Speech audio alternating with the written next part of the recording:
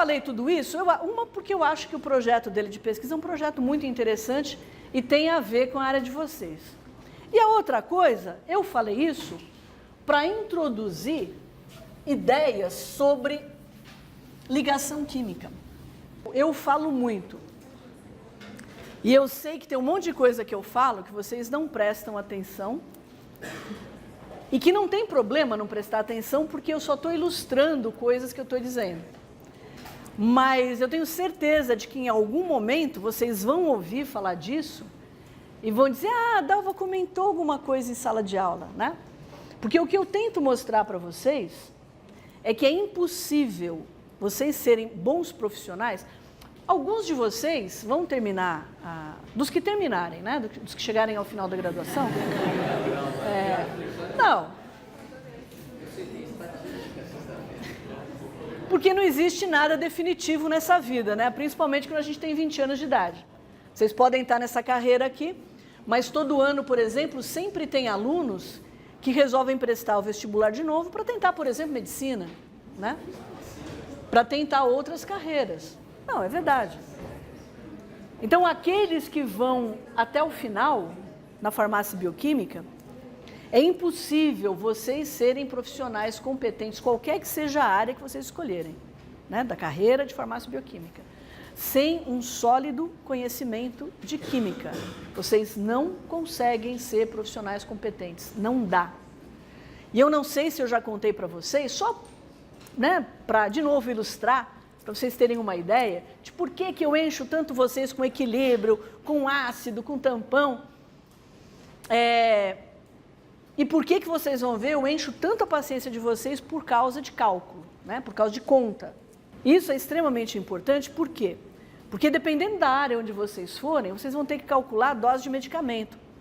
Todos vocês já viram, né, em algum momento, um médico ou alguém em um hospital ou alguém em uma farmácia prescrevendo uma dose de antibiótico, e aí tem a ver com concentração, qual é a dose que o paciente tem que tomar? Ele tem que tomar 2 miligramas por quilo de massa corpórea. Essa é uma outra forma de expressar a concentração que eu não falei para vocês, né? Que em lista de exercício eu vou tentar explorar. É o que vocês vão encontrar em exames, por exemplo, laboratoriais, que tem a ver com a área de vocês, mesmo que não seja o que vocês vão seguir. Tá certo? E aí vocês vão fazer a conta e erram. Aí vocês matam uma criança porque vocês deram para a criança, erraram por uma dose de 3. Mas, professora, era grama, né? Era miligrama e eu coloquei grama, mas é só uma conta, né? É só uma conta que mata. É por isso, eu já falei para vocês, é por isso que ponte cai, né? Que casa cai, que as paredes do metrô não se sustentam e faz um buracão, né? Esse tipo de coisa. E em química, em farmácia, em medicina, igual. Então, conta é muito importante.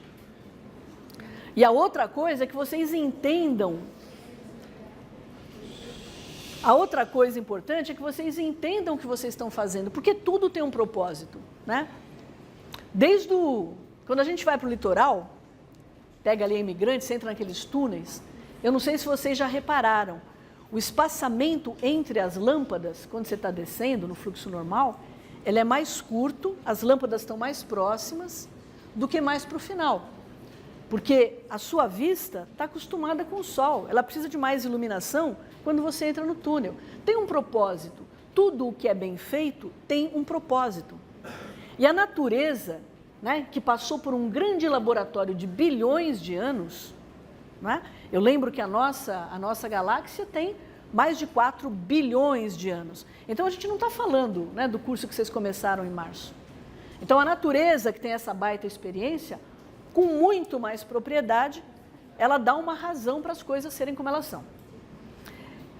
Voltando para a questão da área de vocês, para ilustrar o que eu quero dizer, uma vez uma pessoa tinha uma criança da família que estava doente, estava com uma doença muito séria e tinha que tomar uma série de antibióticos e precisava tomar suco de laranja também para repor líquido e tal. Era uma criança pequenininha, de 3 anos de idade. Infelizmente, né, essa criança acabou indo a óbito, mas ao longo do tratamento, a mãe notou que o suco de laranja estava causando, por causa da acidez, estava causando problema no estômago da criança. A criança estava com gastrite já, né, por conta do suco de laranja. E aí ela foi procurar uma nutricionista, né? Chegou para a nutricionista e falou, olha, meu filho tem que tomar o suco, eu estou dando muito suco de laranja para ele, mas está fazendo mal para ele. Aí a nutricionista falou, então a senhora tem que trocar o suco, né? Passa a dar suco de acerola para ele, né? Então, essa nutricionista, em nenhum momento passou para ela, a acerola e a laranja eram frutas diferentes. Em nenhum momento passou pela cabeça dela que a acerola tem um conteúdo de vitamina C muito maior do que a laranja, né? Essa é uma das vantagens que a gente fala da acerola. E o que é a vitamina C? Ácido ascórbico. Então, a criança estava passando mal por causa da acidez do suco de laranja, a nutricionista mandou ela trocar por suco de acerola. Então, quem faz isso não entendeu a carreira que escolheu. Então, pelo amor de Deus, né?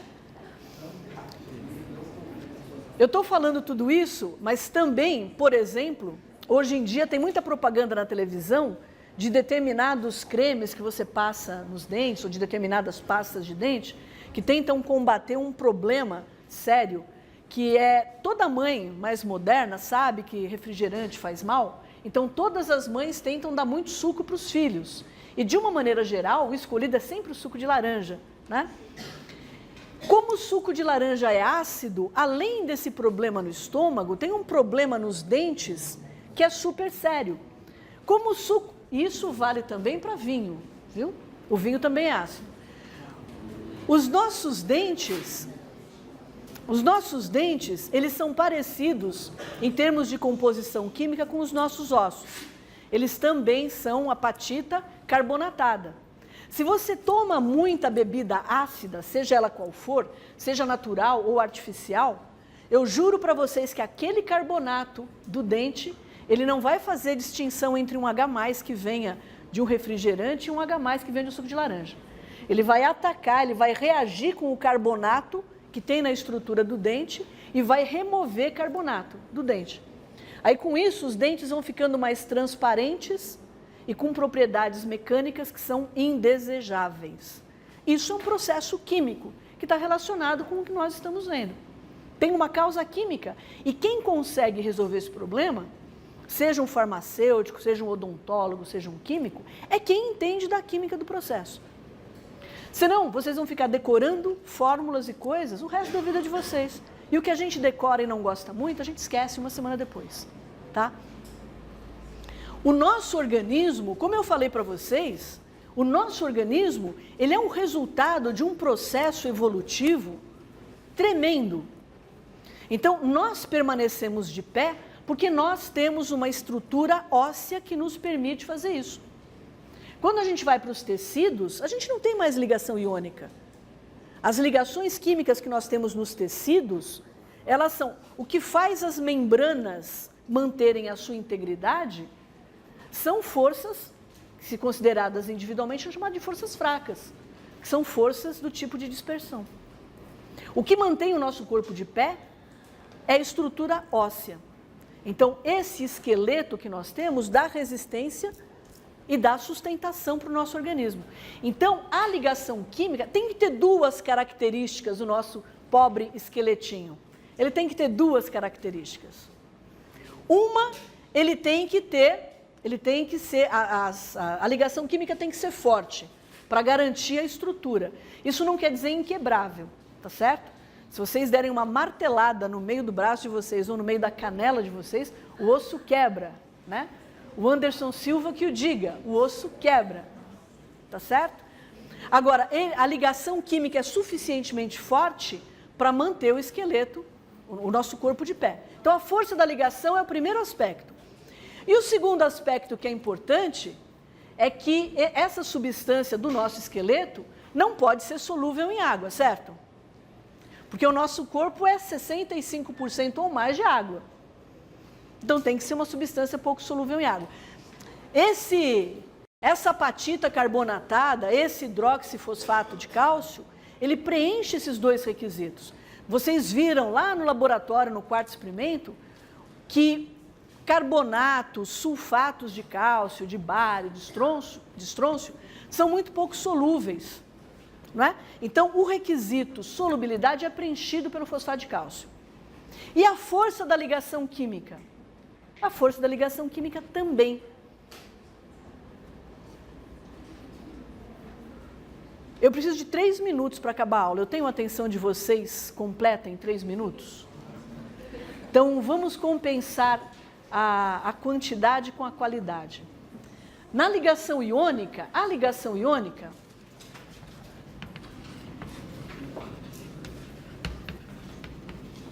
é uma ligação que se estabelece entre espécies, e essas espécies podem ser átomos ou grupos de átomos,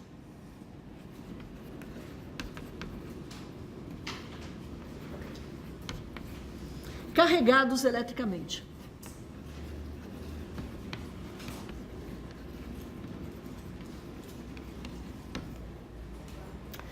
Essa é a primeira informação. Eu já disse para vocês que a ligação química que se estabelece entre metais e não metais é a ligação iônica. Por quê? Porque o metal ele tem uma tendência muito grande a formar cátion. O metal ele tem um potencial de ionização, que é a energia que eu preciso dar para um átomo para remover um elétron dele. Metal tem potencial de ionização baixo. É fácil remover elétron de metal. Fácil, né? Comparativamente. E os não metais, ao contrário, eles têm potenciais de ionização bem mais altos e têm uma grande eletroafinidade. Eletroafinidade é a energia que é liberada quando um átomo recebe um elétron. Ou seja, os metais têm uma tendência a formar íons carregados positivamente, porque vão perder elétron. E os não metais tendem a formar espécies carregadas negativamente, porque tem uma alta eletroafinidade. Ótimo.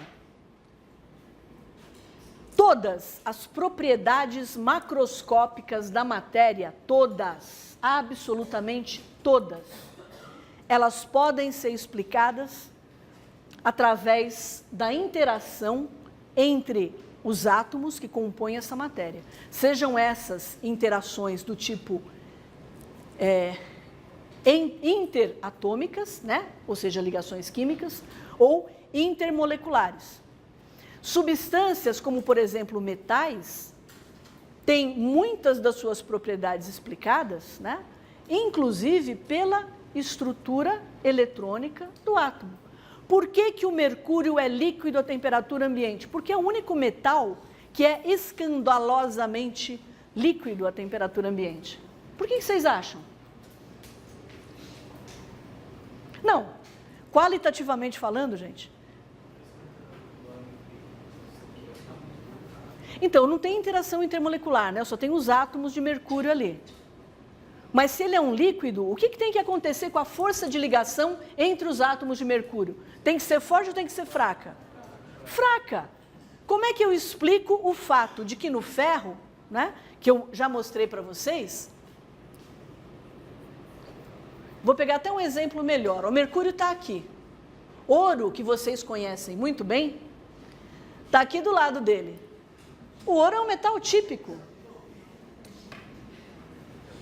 De fotografia, pelo menos. O ouro é um metal típico, não é?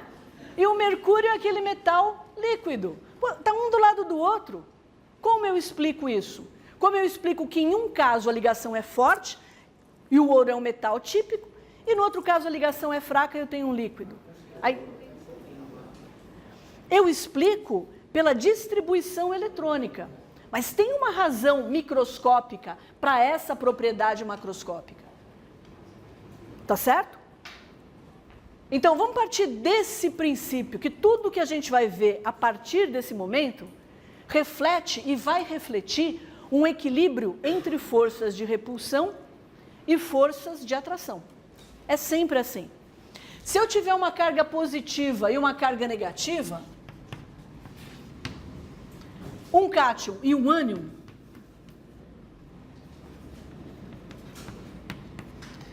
eles vão se atrair, certo? Isso é anterior à química. Isso vem da física. E a gente sabe explicar a interação entre uma carga positiva e uma carga negativa, a gente sabe explicar há bastante tempo. Quem escreveu uma teoria para explicar isso aqui? Coulomb. Coulomb falou ou expressou através da famosa lei de Coulomb, que a força de interação de uma carga positiva e de uma carga negativa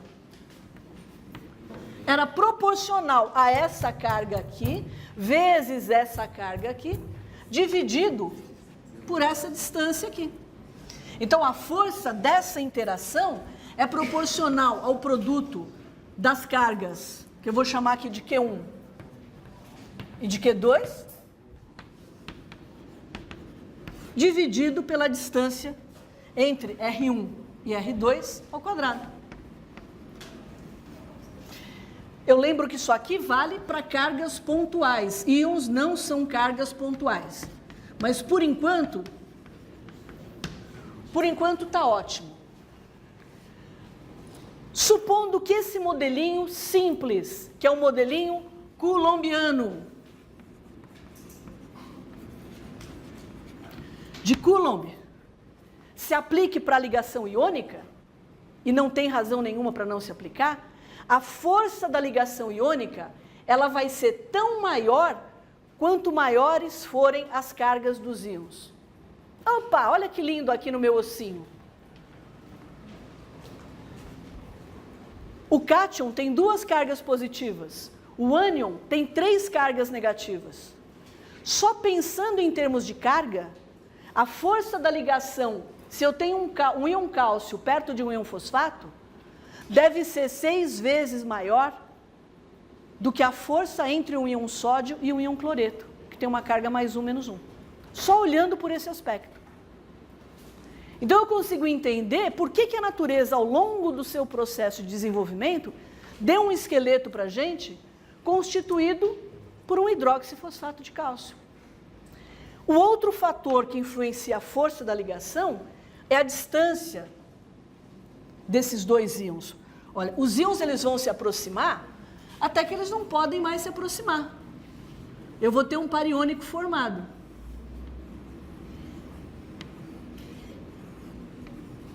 Mais ou menos redondo, né? Estabelecer a ligação iônica, um par iônico. A distância de ligação vai ser a soma desse raio aqui, vai ser a soma do raio de 1 com o raio de 2. Então, esse R12 é a distância de ligação. Eu juro que eu estou acabando, tá? E essa distância de ligação é igual ao R1 mais R2, onde R1 e R2 são os raios iônicos daqueles elementos. Então, eu concluo que quantos menores forem os íons, mais forte vai ser a força da ligação. Então, a ligação iônica, ela depende de 2 fatores. A ligação iônica depende da carga dos íons e depende do tamanho dos íons.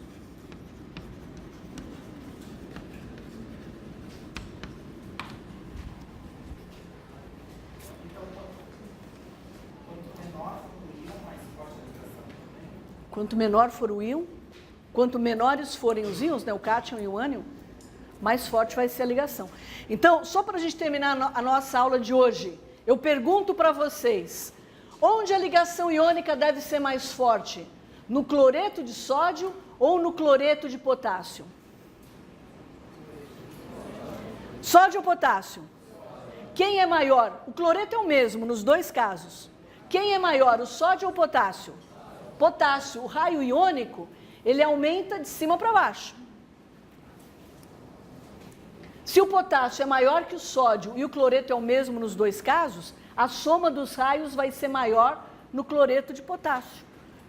Distância de ligação maior, força de ligação menor. A força de ligação, no caso dos compostos iônicos, está associada a uma propriedade macroscópica, que é o ponto de fusão. Isso nós vamos ver na aula que vem.